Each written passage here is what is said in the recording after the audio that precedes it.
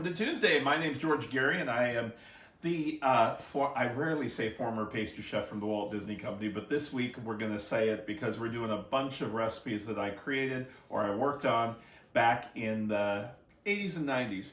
And back when the park opened for only 1 year, there was a place on Main Street called the Puffin Bakery. And I went to the archives to get some pictures and stuff because we were reopening a bakery on Main Street. It was where if you remember the sun-kissed orange people, it was a breakfast place. It was owned by Sunkist. And their contract had ran out, so they were putting up a bakery. It was called the Blue Ribbon Bakery.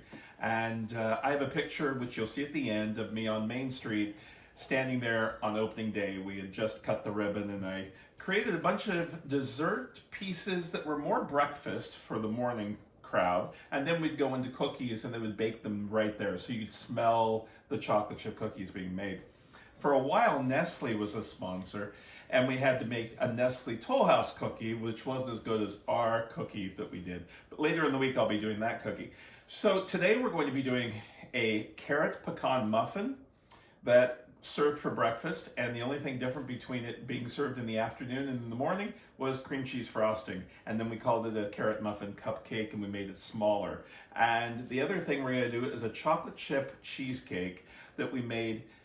Three kinds of cheesecake. We made raspberry, chocolate, and plain, and those were made year-round. And then we added eggnog and pumpkin cheesecake for the holiday time. And 1 year we did a chocolate, peppermint. And then up at Club 33, did a lot of different cheesecakes from my cheesecake book. So we've got that. And we're going to mix this up. And I love things that you just mix up in a bowl. This we did in humongous batches. And I'm just going to show you quickly how to put it together.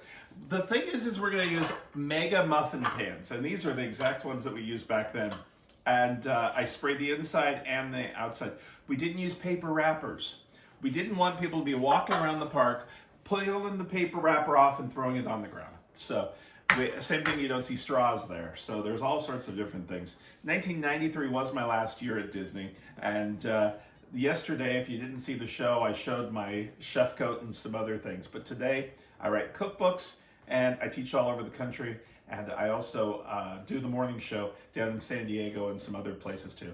So we've got canola oil. All the recipes are on the website.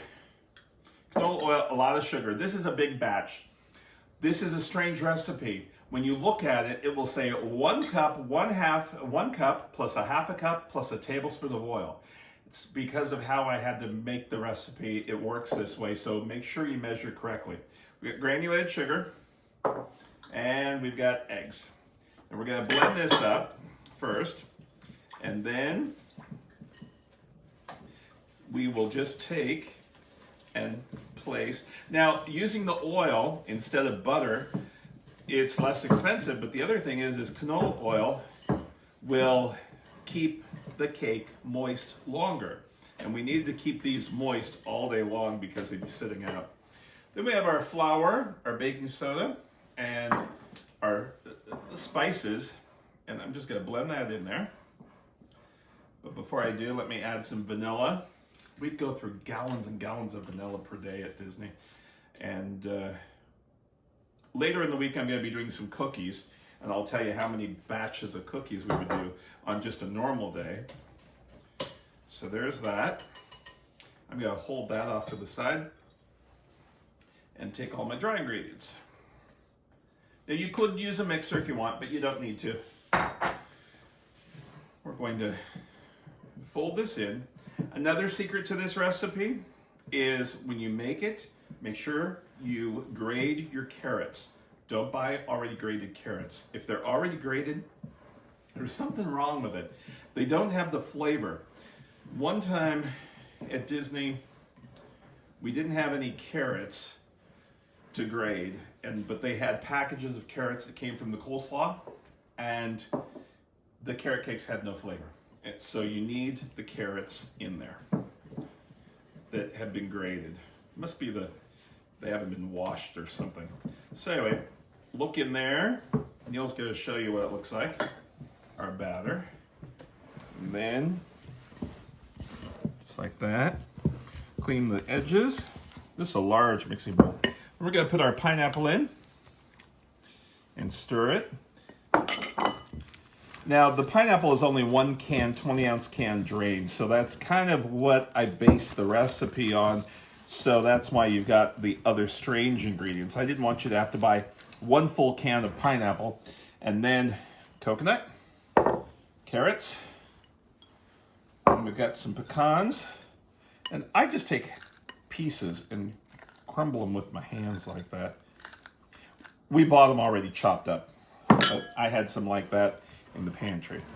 I'm gonna blend this up just like this, and then we will make sure you get carrots and pecans. Now you could take this and put this into a 9 by 13 inch pan. I would probably take 2 9 by 13 inch pans because we have enough batter for that. And you can't really half this. This is as low as this recipe goes. So then we're coming back up here. We're using our scoop or a disher. And this because I want to get exactly the amount in each the same. And then and this is a number 8. That means 8 of these scoops will equal 1 quart of ice cream. And just like that. We'll put these into the oven. I think it's at it's a little higher, 375, so they'll bake. And we'll be right back when they come out. Okay, our carrot pecan muffins came out of the oven, and I just want to show you how to take them out of the pans. I sprayed it and I waited about 10-15 minutes. I take a little spatula because they do stick a little bit because of all the sugar. So I go around the muffin itself, and don't worry about this. They'll come right out if you do this. Don't try to bang them out like you would a regular muffin. So after you go around, get underneath the muffin and pull, and it comes right out just like that. So here is our muffin. Let's have Neil get a close-up of the inside. And all the chunks of pineapple and pecans and carrot. And remember, if you don't want this for breakfast, put whipped cream or cream cheese icing on it, and then it's an afternoon treat. We'll be right back, and we're gonna make our chocolate chip cheesecake that we used to serve all over the park. And mostly Tomorrowland Terrace took a lot of those cakes. See you in a minute. And we're back. We had the muffins that we just took out of the oven and you saw, and now we've got chocolate chip cheesecake that we used to make at the Tomorrowland Terrace and a few of the other restaurants like New Orleans Square. They take probably about 65 chocolate chip cheesecakes per day. We would do a plain cheesecake, a raspberry one. Oh, and Plaza Pavilion, that was a one that took a lot of cheesecakes. So with the chocolate chip cheesecake, we would only do a 1-layer 9-inch round, and this is a removable bottom cheesecake pan. We used a different type of pan back there, but it would be too confusing to teach you how to use that pan. We just use a regular cake pan that the sides were kind of off. So what we do is we take Oreos, and all we have is regular Oreos, don't use double stuff, and we grind them down, and we use the filling also. That was one of the number 1 questions we would get on, do you use the filling also? And you grind it all. So when I wrote my book, 125 Best Cheesecake Recipes back in 2001, I put down the top 5 questions. One was, how do you keep your cheesecake from cracking? Well, if you look at Cheesecake Factory, they put whipped cream on all theirs or some strawberries. So always have whipped cream close by. We're gonna put whipped cream on these. Ours didn't really crack too much, but here we go. We've got Oreos, and we put real butter, not margarine, in here. And we're just gonna put it on the bottom of our pan, and we're going to smash this down. And just so it goes around the bottom. Now at Disney, we did go up the sides, but it's a little too hard to do unless you're doing it with that other pan. So with this pan, just like that, can you see that okay? All right. We're gonna put that off to the side. You'll see a lot of recipes will tell you, bake the crust. The cookie is already baked. There's no reason to bake it. Now, we're going to take cream cheese, and I've got 1.5 pounds, which is 3 of those packages. I bought the large 3-pound, and it's room temperature, so it will go into our mixer really well. And we would do, I'm trying to think, I think our batches of cheesecake were 60 pounds of cream cheese. So we'll let that smooth a little bit as the mixture goes. And we have sugar, eggs, lemon juice. Now, lemon juice, if I've got one of those juicers, but if you don't have one, you can also take the tines of a fork and just poke it a little bit to get the juice out, and squeeze and watch for seeds. I knew this one didn't have any seeds, and I just put it in the egg, so I had it with me, so I had it there. Then we're going to put our granulated sugar in. Now, all cheesecakes are a cheese, sweetened and flavored. So we've got our cheese, sweetened with sugar, flavored with chocolate chips, and our eggs for leavening. So as soon as that gets soft, we'll do eggs one at a time so they blend up really nice. After about the last egg, before we do the last egg, we're going to scrape the sides of the bowl. And we've got one more egg. I don't put it on really high at this point because everything will start falling out. Years ago, I taught a class and somebody kept saying, "What speed's that? What speed's that?" And she'd be writing down and counting how long I did each speed. And it really doesn't matter the speeds as long as it doesn't come out of the bowl. That's about it. So we're gonna scrape the edges. I'm doing this backwards, have you noticed that? Because I'm putting the mixer towards you so you can see it. Then I'll blend that up. And we have our last egg with the lemon juice in there. Now, while that's mixing the last bit, we've got our chocolate chips. And with this, I used the mini chocolate chips. If you've ever taken a chocolate cake recipe and put chocolate chips into it and they sunk to the bottom, it's because you didn't give it a life preserver. And I call the life preserver flour. Same thing with nuts. If you put nuts into a cake, anything into a cake, you need it to be suspended around in the batter. So this is how we do it. We add a little bit of flour, toss that around, and just a few tablespoons of flour works, and that's it.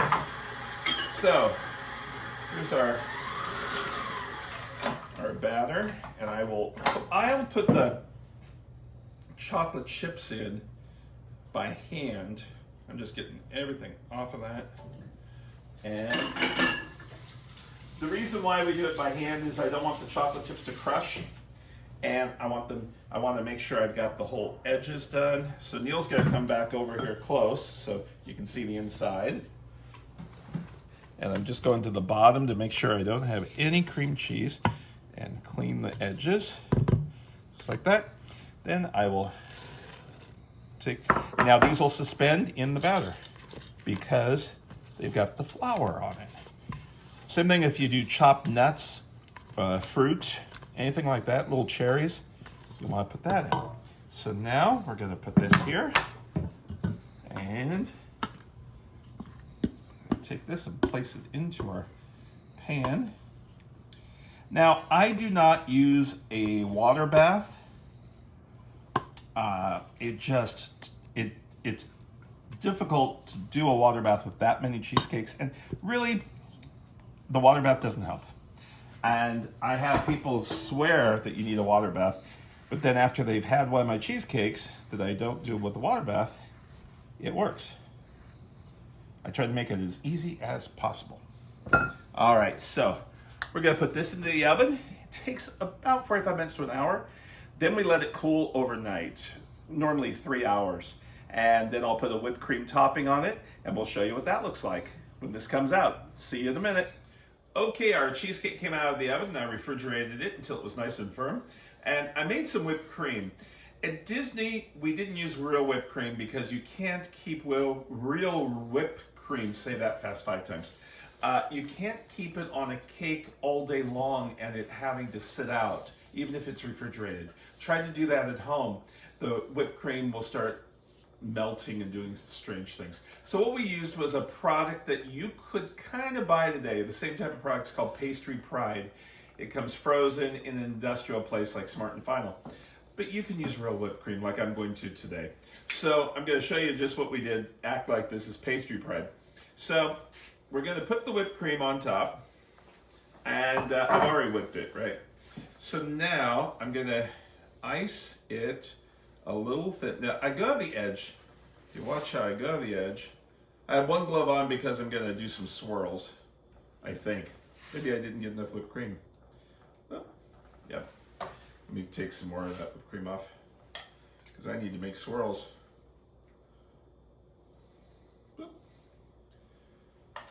If you're watching me cheat.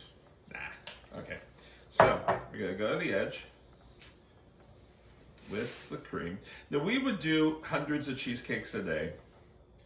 And that was on. Then we'd smooth it out a little bit. And then we would take another spatula and kind of arch it so it would go like that. So you'd see that edging all the way around.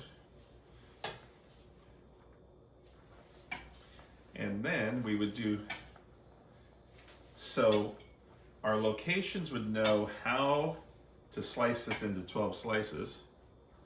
See how I do that with the arching? Just around like that.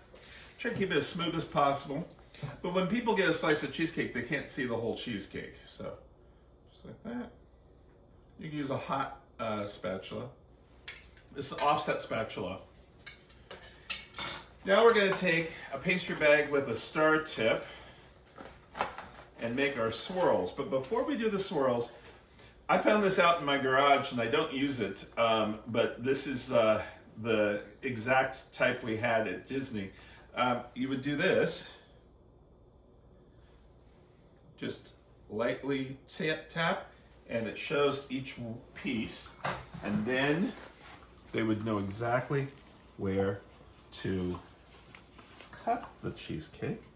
Let me get all this whipped cream out. I didn't want to make too much whipped cream. And you can also use manufacturing cream, it's called. That's only sold in restaurant supply stores. And I keep saying Smart and Final because they always have it. That has a higher butterfat content. So then, whoop, Oops. whoop. Then we're going to do a swirl on each piece. What I do is I do 6 o'clock, 9 o'clock, and 3 o'clock. Then I know there's 2 in between each.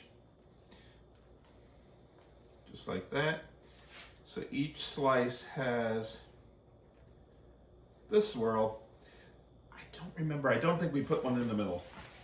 Then this is where we get a large chocolate chip, because what happens is people do not know